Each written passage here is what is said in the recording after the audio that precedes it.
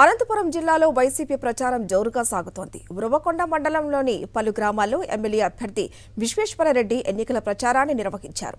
ఆయా గ్రామాల్లోని నాయకులు, స్థానికులు ఆయనకు పూలవర్షం కురిపిస్తూ ఘన స్వాగతం పలికారు. మహిళలు హారతులు పట్టారు.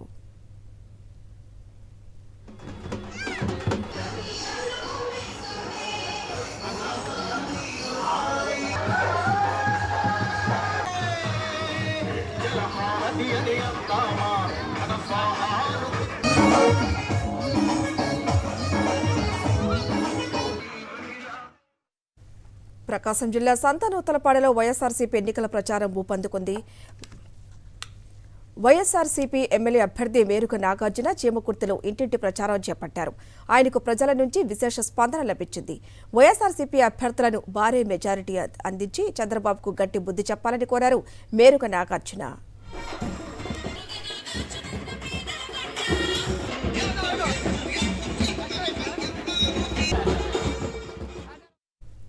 కర్నూలులో వైఎస్ఆర్సీపీ ఎన్నికల ప్రచారం ముమ్మరంగా సాగింది. వైఎస్ఆర్సీపీ ఎమ్మెల్యే అభ్యర్థి ఇంతియాజ్కు మద్దతుగా మాజీ ఎమ్మెల్యే ఎస్పీ మోహన్ రెడ్డి ప్రచారం నిర్వహించారు. ఇంతియాజ్తో కలిసి ఆయన ఇంటింటి ప్రచారం చేశారు. మోసం, దగ, వెన్నుపోటుతో ఇన్నాళ్లు రాజకీయాలు చేస్తున్న చంద్రబాబుకు ఇవే చివరి ఎన్నికలు కావాలన్నారు ఎస్పీ మోహన్ రెడ్డి.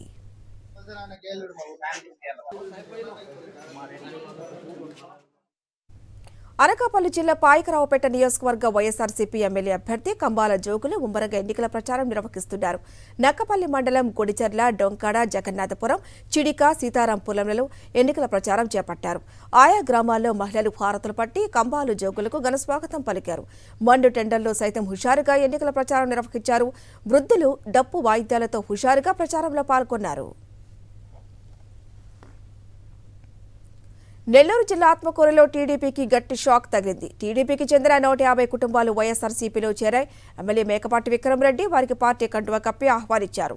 రాష్ట్రంలో సీఎం వైఎస్ జగన్ సారథ్యంలో ప్రతి కుటుంబాన్ని సంక్షేమాభివృద్ధి వైపు నడిపించేందుకు ఎన్నికల వేళ టీడీపీని వీడుతున్నారన్నారు. అందరి సమిష్టిగా కృషి చేసి మళ్లీ ముఖ్యమంత్రిగా వైఎస్ జగన్ ని గెలిపించుకుందామని పిలుపునిచ్చారు మేకపాటి విక్రమరెడ్డి.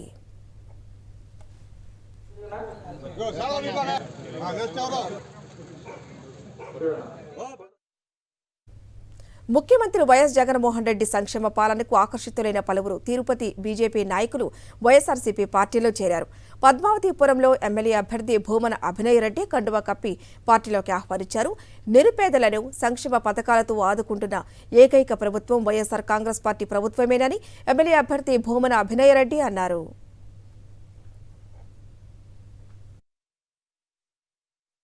చిరంజీవి సహకారంతో వాళ్ళ ఆధ్వర్యంలో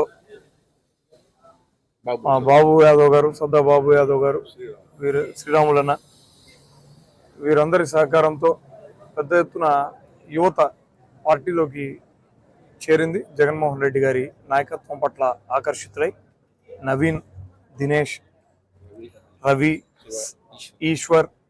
దినేష్ ఇంతకు మునుపు 19వ వార్డులో బీజేపీ తరఫున అభ్యర్థిగా కూడా కార్పొరేషన్ ఎన్నికల్లో నిల్చునేటటువంటి ప్రయత్నం చేశారు. వీరందరి రాకతో ఆ ప్రాంతంలో పార్టీ మరింత బలపడింది. వచ్చే సార్వత్రిక ఎన్నికల్లో వీళ్ళు క్రియాశీలక పాత్ర పోషించి 19వ వార్డులో ఎన్నికలు ఏకపక్షంగా జరిగేట్టుగా చేయగలరన్నటువంటి దృఢ విశ్వాసాన్ని నేను వ్యక్తం చేస్తున్నాను. అధికార పార్టీలోకి టీడీపీ నుంచి వలసల పర్వం కొనసాగుతూనే ఉంది. ప్రకాశం జిల్లా పామూరు మండలం వర్కంపల్లి పంచాయతీలో టీడీపీని వీడి 51 కుటుంబాలు దద్దాల నారాయణ యాదవ్ సమక్షంలో వైఎస్ఆర్సీపీలో చేరారు. సీఎం జగన్మోహన్ రెడ్డి చేసిన అభివృద్ధి సంక్షేమాన్ని చూసి ప్రజలు మళ్లీ ఆయనకే పట్టం కడతారని ధీమా వ్యక్తం చేశారు నారాయణ యాదవ్. వైఎస్ జగన్కు వస్తున్న ప్రజాదరణ చూసి ఓర్వలేక హత్యాయత్నానికి పాల్పడ్డారన్నారు వైఎస్ఆర్సీపీ సీనియర్ నేత ఎస్పీ మోహన్ రెడ్డి. కర్నూలులో వైఎస్ఆర్సీపీ ఎమ్మెల్యే అభ్యర్థి ఇంతియాజ్కు మద్దతుగా ఎన్నికల ప్రచారం నిర్వహించారు. దుష్ట శక్తులు సీఎం వైఎస్ జగన్ను ఏమీ చెయ్యలేరని ఇంతియాజ్ స్పష్టం చేశారు. రాష్ట్రంలో 175 సీట్లకు 175 సీట్లు వైఎస్ఆర్సీపీ గెలుచుకుంటుందని తీరుతుందని స్పష్టం చేశారు ఇంతియాజ్. వైఎస్ఆర్సీపీ ప్రభుత్వం మళ్ళీ తిరిగి వస్తుంది, జగనన్నే మళ్ళీ సీఎం అవుతాడని చెప్పి అందరూ నమ్ముతున్నారు, విశ్వసిస్తున్నారు. ప్రతి ఒక్కరు కూడా మేమంతా జగన్ గారిని మళ్ళీ సీఎం చేయడానికి సిద్ధమని చెప్పి చెప్తా ఉన్నారు. తప్పకుండా మళ్ళీ మనకు రేపు జగనన్నే సీఎం అవుతాడు. 175 నినాదం ఏదైతే ఉందో దాన్ని నిజం చేయడానికి అందరూ రెడీ అవుతున్నారు. జై జగన్. ఇక్కడ చూసినా ఫ్యాన్ గాలి బ్రహ్మాండంగా వీస్తూ ఉంది. అటు కర్నూలు పట్టణమే కాదు, కర్నూలు జిల్లాలోనే ఇంతకుముందు పాత జిల్లాలో 14 ఎట్లా వచ్చినాయో ఈసారి కూడా అదే ఊపు కనిపిస్తూ ఉంది. బ్రహ్మాండమైన మెజార్టీతో 2 ఎంపీలు 14 మంది ఎమ్మెల్యేలు గెలవబోతున్నాము. ఈరోజు ఆ ప్రెస్టేషన్ తట్టుకోలేక జగన్మోహన్ రెడ్డి గారి మీద దాడికి పాల్పడే స్థాయికి దిగజారినారు. రాష్ట్రంలో ఏవైతే 151 సీట్లు వచ్చినాయో అంతకు తగ్గకుండా వస్తాయి. ఏదైతే వాళ్ళు భయపడుతున్నారో గెలవలేమనేటువంటి భయంతో ఆఖరికి మా నాయకుని మీదనే దాడి చేసే స్థాయికి దిగజారినారు. ఇది రాజకీయాలలో మంచి పరిణామం కాదు. దీనికి తప్పకుండా మూల్యం చెల్లించుకుంటుంది. ఏమంటే జగన్మోహన్ రెడ్డి గారు సంయమనం పాటించమన్నాడు కాబట్టి ఈరోజు తెలుగుదేశం వాళ్ళు రోడ్లలో తిరుగుతున్నారు. లేదంటే ఈ పాటికి ఇళ్లలోంచి బయటకు వచ్చే పరిస్థితి ఉండేది కాదు. ఇప్పటి నుంచైనా మర్యాదగా లేకుంటే రోడ్ల మీద జనం తిరగనీరు అనేది గుర్తుపెట్టుకోవాలని చెప్తాను. జగనన్న పాలనలో ప్రతి ఇంటా సంక్షేమం అందిందన్నారు వైఎస్ఆర్సీపీ ఆచంట నియోజకవర్గ ఎమ్మెల్యే చెరుకువాడ శ్రీరంగనాథరాజు. పెనుకొండ మండలం రామన్నపాలెంలో ఆయన ముమ్మరంగా ఎన్నికల ప్రచారం చేపట్టారు. వైఎస్ జగన్ పాలనలో గతంలో ఎప్పుడూ చూడని విధంగా అనేక సంక్షేమ పథకాలు ప్రజలకు అందారన్నారు ఆయన. జరగబోయే సార్వత్రిక ఎన్నికల్లో వైఎస్ఆర్ కాంగ్రెస్ పార్టీని భారీ మెజారిటీతో అందించాలని ఓటర్లను కోరారు. తిరుపతి జిల్లాలో వైఎస్ఆర్సీపీ ఎన్నికల ప్రచారం జోరుగా సాగుతోంది. చంద్రగిరి మండలంలో వైఎస్ఆర్సీపీ ఎమ్మెల్యే అభ్యర్థి చెవిరెడ్డి మోహితరెడ్డి కుటుంబ సభ్యులు ఎన్నికల ప్రచారం చేపట్టారు. చంద్రగిరి పంచాయతీ గాండ్లవేది, బ్రాహ్మణవేది, మసీదు వీధులలో ఎమ్మెల్యే చెవిరెడ్డి భాస్కర్ రెడ్డి సతీమణి చెవిరెడ్డి లక్ష్మి ముమ్మరంగా ప్రచారం చేశారు. వారికి ప్రజలు అడుగడుగున బ్రహ్మరథం పట్టారు. యువ నాయకుడు చెవిరెడ్డి మోహితరెడ్డిని భారీ మెజారిటీతో ఎమ్మెల్యేగా గెలిపించాలని కోరారు.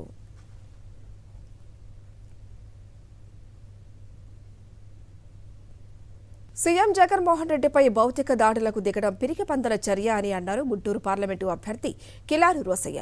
ప్రజాస్వామ్యం గురించి గొప్పగా మాట్లాడే చంద్రబాబు సీఎం జగన్పై జరిగిన దాడిని ఖండిస్తూనే మరోపక్క హేళనగా మాట్లాడటం ఎంతవరకు సమంజసమని అన్నారు.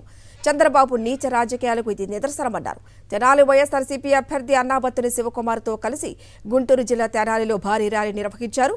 అన్ని వర్గాల ప్రజలు ర్యాలీలో పెద్ద ఎత్తున పాల్గొన్నారు.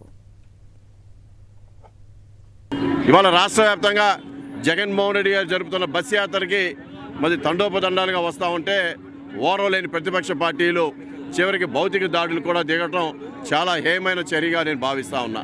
ఒక పిరికి బందల చర్యగా భావిస్తూ ఉన్నా.